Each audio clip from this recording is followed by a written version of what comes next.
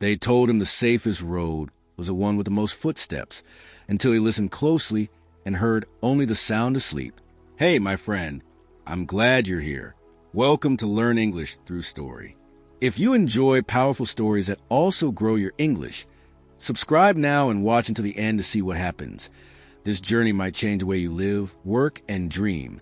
Luca was 27 and already tired. Not the kind of tired that sleep fixes, the other kind, the silent kind. Every morning the train carried him with hundreds of faces that looked exactly like his. Polite, careful, slightly faded by routine. The announcements echoed "Mind the gap," and he always did. He minded every gap. The gap between his paycheck and his rent. The gap between his goals and his actions. The gap between who he was and who he once promised to become. He followed the 99% script perfectly. School degree inbox deadlines. Smile when the manager walked by. Say no worries, even when there were many. Save a little, scroll a lot. Weekends were a soft anesthesia, just enough comfort to numb the truth. Nothing meaningful was changing. He was always about to begin. Next month, after the holiday, when the stress calmed down, motivation would come. He believed, like weather. On a gray Tuesday, he missed a stop because he was staring at a billboard. It showed two roads from above, one thick with crowds, one thin like a scar through a forest. The text said, most people choose comfort. The 1% choose growth. Luca laughed at the cliche, but something inside him, something small and stubborn, sat up. That night, he pulled an old box from under his bed. Inside were basketball posters from his teenage years. Kobe Bryant, sweat like armor, eyes like knives. In a corner, a printout of Warren Buffett's letters, underlined by a younger version of Luca who still believed in time, in compounding, in the quiet math of better choices. He remembered a quote he once wrote on a sticky note and taped above his desk. Motivation gets you to the door. Discipline builds the house. The tape mark was still there. The note was gone. He opened his notebook and drew 2 columns. 99% life. Wait to feel ready. Work for the weekend. Buy to feel better. Scroll to forget. Quit when bored. 1% path. Show up before feelings. Build for 10 years. Invest in skills, not image. Guard attention like gold. Practice in silence. He stared at the second column, the way you stare at a cold lake before you jump. The water looked dark. The air smelled like fear and freedom mixed together. At 5:30 the next morning, his alarm burned through the room. He wanted to negotiate. 5 more minutes, 2 more, just 1, but he sat up. He didn't feel ready. He felt rebellious. He laced his shoes and stepped into the dawn. The city was different at that hour. Fewer cars, more sky. He ran slowly, awkwardly, breath like sandpaper. Every step said, not for today, for 10 years. When he came back, sweat on his neck, he opened a book about money and read 5 pages, then copied 3 sentences by hand. The pages were dry, but the act was wet clay. He was shaping something. At work, nothing changed, and everything did. The emails still arrived like waves, but he answered with a new rule. Single task, no tabs multiply like rabbits. He said no once gently, and didn't apologize 3 times afterward.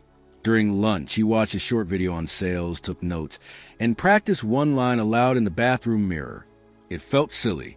It also felt like a secret door. That night, when the couch called, he stood instead. He set a timer for 15 minutes and learned 1 editing shortcut for freelance work he wanted to start. The timer rang. He kept going for 5 more. Then he stopped on purpose. He was teaching his brain a new language. We finish when we decide, not when we collapse. He slept early. The city moved on without him. Shows released new episodes. Group chats bloomed. Discounts expired. Nothing that would matter in 10 years. He dreamed of a wide court, empty seats, 1 player shooting in the dark. He woke up with the echo of a basketball hitting the rim. But the first true test was waiting. One that would ask him to choose between the crowd and the path. Not in theory, but in blood and time. For the first 2 weeks, Luca kept his new rhythm. Dawn runs, 5 pages of reading, notes in his journal, small, invisible actions. He felt proud, but also fragile, like holding fire in his hands. One wrong move and the flame could vanish. Then came Friday night. The office buzzed with release. Coworkers shouted plans across cubicles. Karaoke, bars, pizza, movies. Mark, his closest colleague, slapped him on the back. "Luca, we're going out. Don't tell me you're skipping again." The 99% voice whispered inside him, "Go. You earned it. One night won't matter." He wanted to say yes, to blend in, to be normal, to silence the awkward questions. But he remembered the column he wrote, 1% path, guard attention like gold. So he smiled, gentle but firm. "Not tonight, Mark. I've got some things I'm working on." Mark rolled his eyes. "Working? It's Friday. Live a little, man." And there it was, the first real temptation. Luca's chest tightened. Would he follow the crowd, or follow the path? That evening, while the city sang with neon and alcohol, Luca sat at his desk with a cheap desk lamp and an old laptop. He practiced editing videos for a potential side project. His hands were clumsy, the cuts uneven. Every mistake screamed, "You're wasting your life. Everyone else is enjoying themselves. Who do you think you are?" But he stayed. 30 minutes turned into 2 hours. When he finally closed the laptop, he wasn't drunk, he wasn't entertained, he wasn't popular, but he was alive. The next morning he ran again at dawn. The air was sharper. His body felt heavy, but his soul lighter. On the empty street, he whispered words he once heard Kobe Bryant say, "Rest at the end, not in the middle." That day at work, Mark groaned about his hangover, about how he had spent half his paycheck in one night. Luca only nodded. He didn't judge, but inside he felt something rare, gratitude for his choice. Yet, discipline is never one battle. It's a war. The second temptation arrived in another form. Comfort. A rainy Sunday. Luca woke late. The gray sky pressed against his window. He stared at the alarm clock, at the shoes in the corner, at the book waiting on the table. The 99% voice returned, softer this time. "Rest. Skip one day. You've earned it." His blanket felt like a trap made of warmth. Minutes passed, then hours. His chest filled with guilt.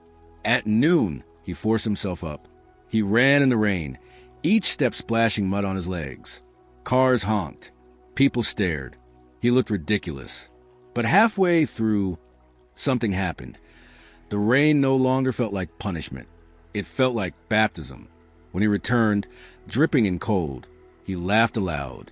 For the first time in years, he felt like he was living, not existing. He sat down, opened Buffett's biography, and underlined a single line. "The chains of habit are too light to be felt until they are too heavy to be broken." That night, Luke understood. Discipline wasn't just about doing things. It was about building chains strong enough to hold him when feelings try to drag him away. But chains also attract weight.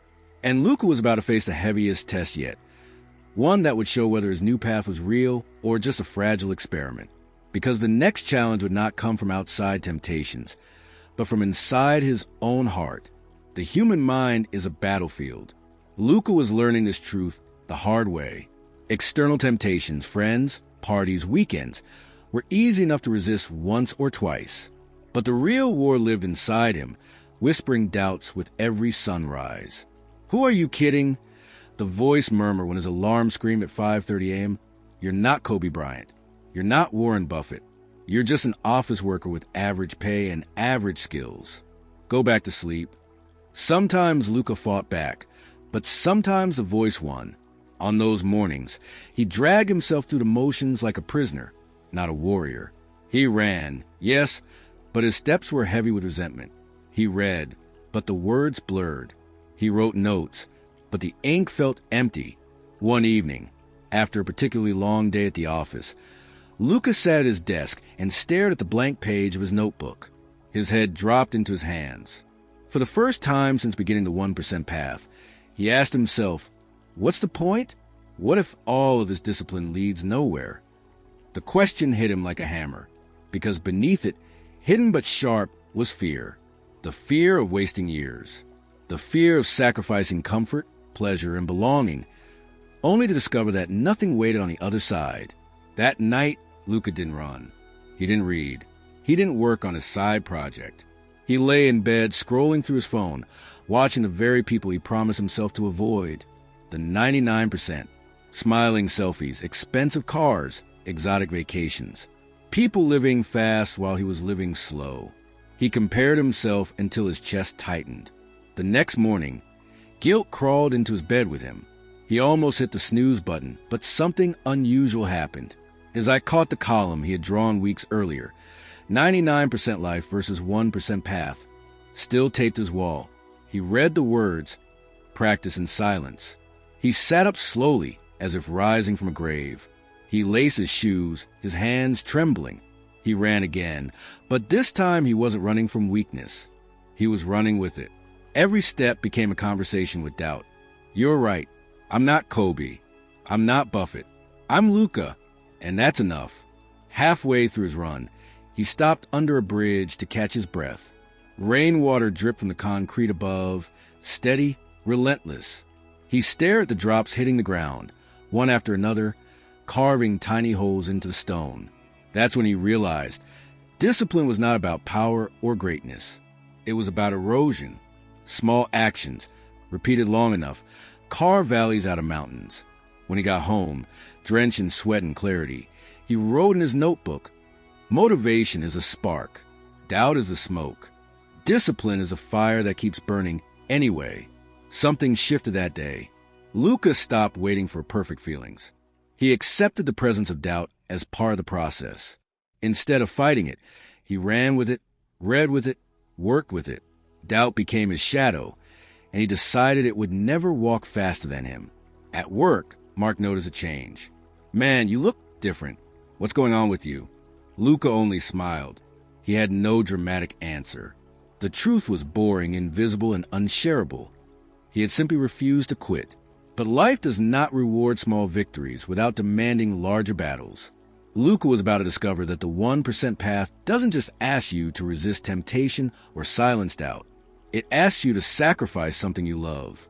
And soon, he would have to choose between comfort and destiny, not in theory, but in the most personal, painful way. Little did he know, the cost of the 1% path was about to rise. The real price of discipline rarely arrives as a bill you can pay with money. It comes as time, as relationships, as pieces of your old life that you can never get back. Luka discovered this truth one cold Thursday night. His sister called him. "We're all meeting at Mom's on Saturday. Big dinner. Don't be late this time." Family dinners were sacred, but lately Luka had been skipping more often, choosing evening study sessions over food and laughter. He hesitated. The 99% voice was quick. "Go. Don't be selfish. You're losing them." Saturday came, and Luka tried to balance both worlds. He ran in the morning, studied for 2 hours, then joined the dinner. The table was heavy with food, wine, and conversation. But instead of feeling warmth, he felt a strange distance. While others laughed about TV shows and gossip, Luka kept thinking about unfinished pages in his book, about skills still waiting to be sharpened. "Luka, you're so quiet," his mother said.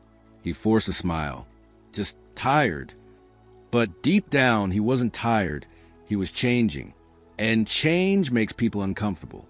His family saw him as distracted, distant, maybe even arrogant. To them, discipline looked like neglect. To Luka, it felt like betrayal. Betrayal of his dream if he slowed down, betrayal of his family if he pressed on. That night, lying in bed, he asked himself, "Is this the cost? To lose connection with the people I love just because I want to live differently?" The next week brought an even sharper blow. Mark, the coworker who used to tease him, stopped inviting him out altogether. Luka overheard whispers at the office. "He thinks he's better than us now." Isolation settled in. He had fewer messages, fewer invitations, fewer smiles. The crowd was moving one way, and Luka was walking the other, alone. One night, desperate for clarity, Luka opened Kobe Bryant's biography. He read about how Kobe missed birthdays, skipped vacations, sacrificed friendships, all for the game. The words hit hard. Greatness is a price, and most people are unwilling to pay it. Luca closed the book slowly. His chest hurt. He realized discipline was not just about early mornings and late nights. It was about standing in a room full of people you love, knowing you no longer fully belong. But the 1% path also gave him something the 99% could never touch. That same week, while others scrolled and complained, Luca finished editing his first video. It wasn't perfect.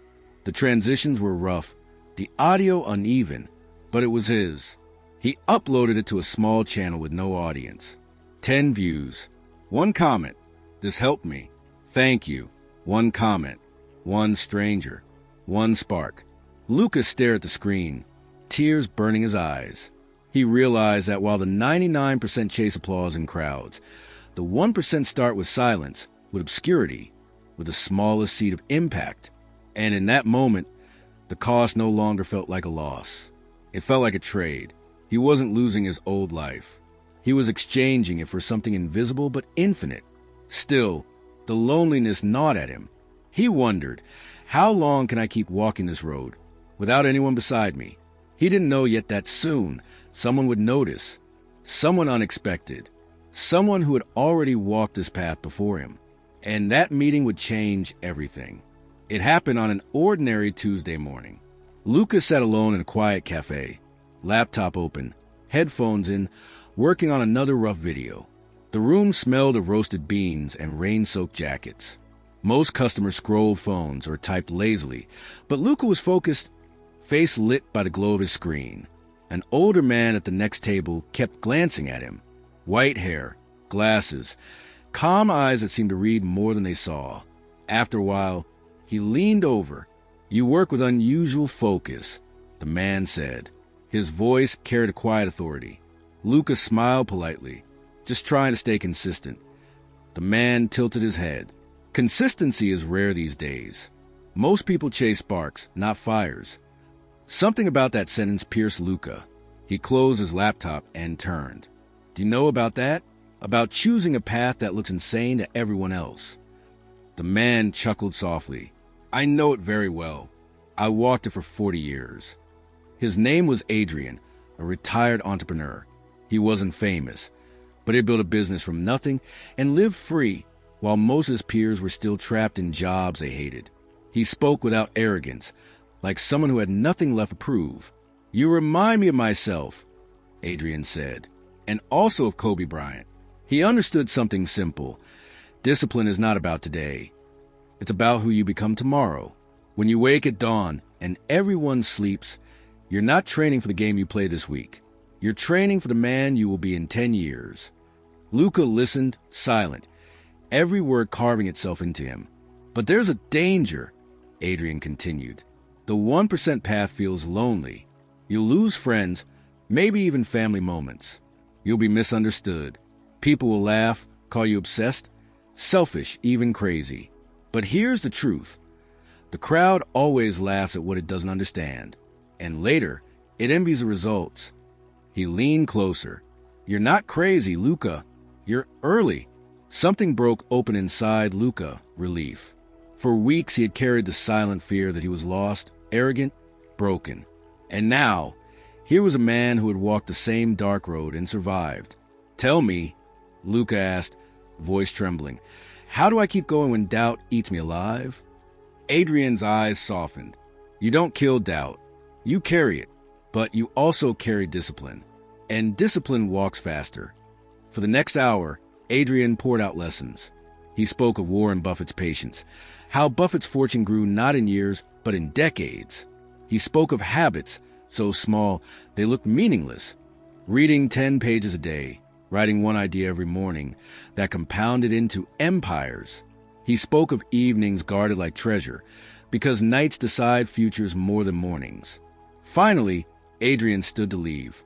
"Remember this, Luca, the 99% want speed. The 1% want direction. If you keep direction, speed will take care of itself." Then he placed a worn notebook on Luca's table.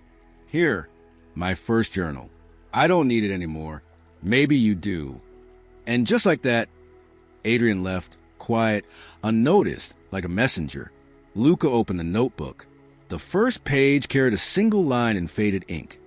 The road of discipline is walked alone, until one day, the world walks it with you. Luca's hand shook. He felt the loneliness lift just enough to breathe.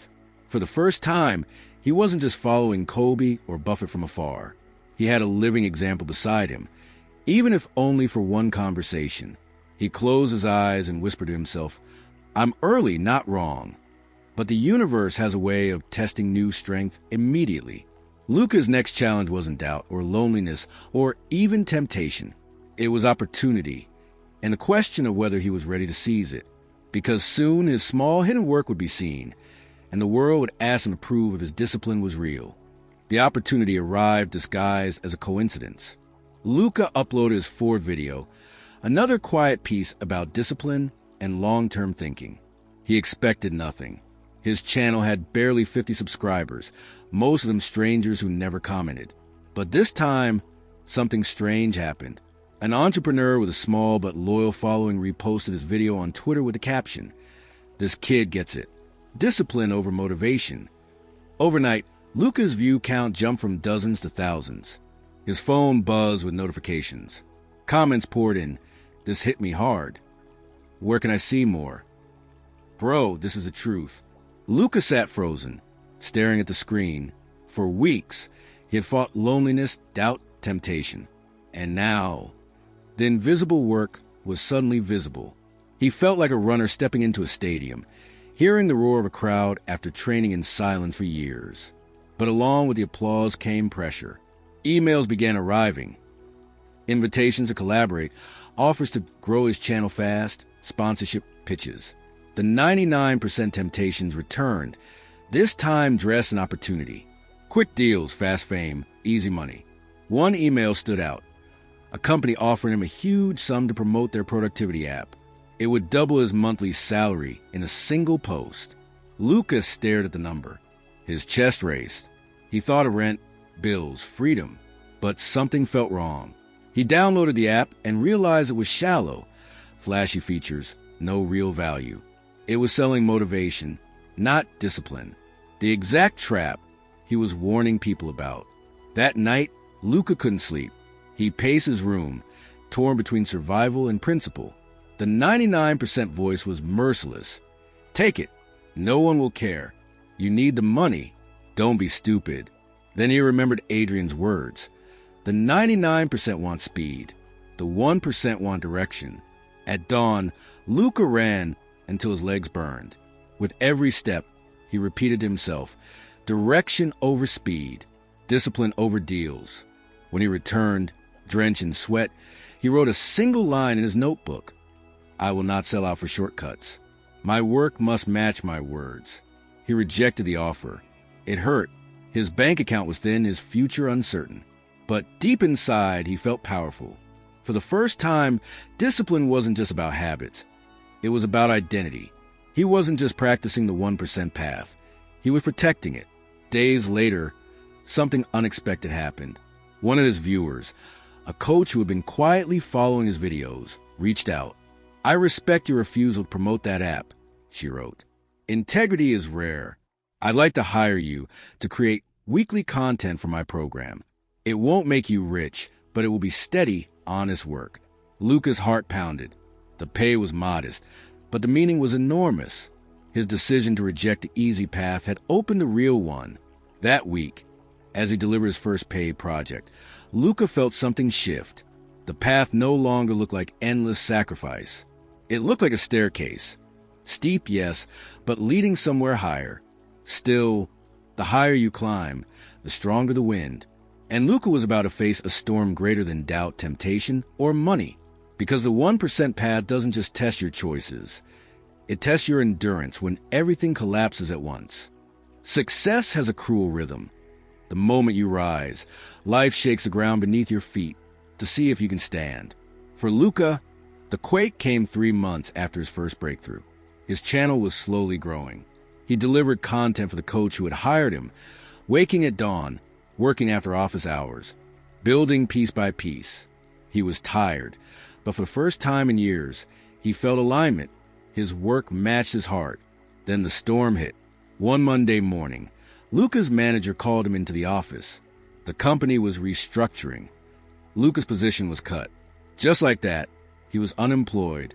No warning, no cushion, no stability. The world he had balanced, day job plus side project, collapsed in one sentence. He walked home numb, staring at his shoes on the pavement. Doubt came roaring back, louder than ever. See? This is what happens when you play games instead of focusing on your career. You thought you were special. Now you're broke. The following days blurred into anxiety. His savings were small, his rent unforgiving. Every time he opened his notebook, his hand shook too much to write. His videos slowed, his runs shortened. Discipline, once his anchor, now felt like a chain dragging him into deep water. Family pressure returned too. You need to be practical, his sister urged. Forget these videos and find a stable job. His mother's worried eyes cut deepest. Love mixed with disappointment. At night, Luca lay awake, scrolling job boards, his chest tight. He considered deleting his channel entirely, convincing himself it was a distraction, a childish dream. The 99% life was calling again, whispering promises of safety, if only he gave up. On the fourth night of the spiral, Luca opened Adrian's notebook again. His eyes fell on a passage he hadn't noticed before. Discipline is not proven when things go well. It is proven when everything falls apart, and you still keep walking. He slammed the notebook shut and whispered into the darkness, "Then let me prove it." The next morning, he ran farther than ever before. 10 kilometers, lungs burning, legs shaking. Every step was a scream, "I will not go back." When he returned, soaked in sweat and tears, he recorded a raw video title, "What Happens When You Lose Everything?" No script, no edits, just truth. He uploaded it, expecting nothing. But within days, it spread. People connected not with his success, but with his struggle. Comments poured in, "I lost my job too." This gave me hope. Thank you for showing the truth, not just a highlight reel. You just said what I've been afraid to admit. For the first time, Luca understood the real power of the 1% path. It wasn't about looking strong. It was about staying honest while walking through weakness. Discipline wasn't perfect habits. It was refusing to quit when life ripped the ground away. The storm hadn't destroyed him. It had revealed him. But storms rarely come alone. Just as Luca began to steady himself, another test loomed on the horizon. Bigger than losing a job, bigger than loneliness. Because the final challenge of the 1% path would demand not only his discipline, but his entire vision of who he wanted to become. The final test arrived quietly, not as disaster, but as temptation disguised as success. 6 months after losing his job, Luca's channel had exploded. His raw video about failure and discipline had gone viral, reaching hundreds of thousands. Invitations flooded in, podcasts, conferences, partnerships. For the first time in his life, people introduced him as someone to follow. But with recognition came pressure. A large media company contacted him with a glittering contract. Steady income, professional studios, global exposure. The catch? They wanted control. Scripts written for him, edited for mass appeal. Your story is great, the executive said smoothly, but it needs to be entertaining, not so heavy. People don't want discipline. They want motivation, quick wins, positivity. The words felt like poison. Luca knew exactly what this meant. Become a polished brand, a hollow smile, another voice selling shortcuts. The very thing he fought against since that first morning run. He couldn't sleep. The contract sat on his desk like a weapon. One signature could erase his money problems forever. His family urged him to accept. His friends said he'd be crazy not to. Even Mark, his old colleague, messaged, "Bro, take it. This is your chance to be big." But Luca remembered the billboard from months ago, the crowded road versus the narrow one. He saw clearly. The contract was a wide road, safe, popular, deadly. At dawn, he ran again, mind racing. The city was quiet except for his footsteps. He thought of Kobe, alone in the gym at 4 a.m. He thought of Buffett, reading page after page while the world chased noise. He thought of Adrian telling him, "You're not crazy. You're early." By the time the sun rose, Luca knew. He walked home, picked up the contract, and tore it in half. That evening, he recorded a new video, not polished, not scripted, just him looking into the lens. "I was offered a deal today," he began. "Enough money to change everything. But here's the truth. Money without integrity is just another cage. I don't want to be popular. I don't want to be comfortable. I want to stay on the 1% path. And that means saying no to shortcuts, even golden ones." The video shook people. Some called him stupid. Others called him brave. But a small group, the ones who've been waiting for someone to tell the truth, gathered around him like sparks finding a flame. They didn't just watch. They committed. Months turned into years. Luca built slowly with no shortcuts. His channel became a community, then a movement. His evenings filled not with scrolling but with teaching, guiding others onto the narrow road. He was no longer alone. One night, years later, he returned to the same bridge where he once stopped during a rainy run. Water still dripped from the concrete, carving stone drop by drop. Luca smiled. He finally understood. The 1% path was never about reaching the top. It was about refusing to stop walking, through rain, through doubt, through loneliness, through temptation, until the path itself became your home. As he turned back toward the city lights, he whispered words not just for himself, but for everyone who might follow. Motivation fades. Discipline remains. The crowd dies in comfort. The few live in freedom. Choose. And with that, Luca disappeared into the dawn. Not a hero, not a celebrity, but something far greater. A man who had walked the 1% path all the way into his own legacy. Sparkles, thank you for walking this journey to the end. If you enjoyed this story and you're learning English through it, remember, every sentence you practice is a step on your own 1% path. Subscribe, like, and comment to stay with me for more. Question for you. What's one habit you can commit to daily, even when you don't feel like it?